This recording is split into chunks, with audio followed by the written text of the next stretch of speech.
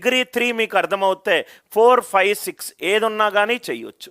నా ఇక్కడ x+2 critical point 0 అనుకోండి. ఇది -2, ఇది 9, ఇది -5.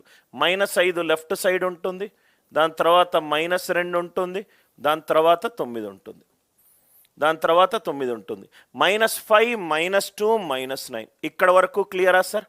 ఇక్కడ వరకు అందరికీ క్లియర్ కదా? 0 ఈ రెండు మధ్యలో ఉంది. 0 పెట్టుకుంటే 2 minus positive into negative, negative into positive, it is negative. Is negative greater than 0? No. Cross mark, tick mark, cross mark. Are you all with me? Cross tick అంటే ఆన్సర్ ఏమవుతుంది? -5 less than x less than -2 or x is greater than 9. ఇప్పుడు మనము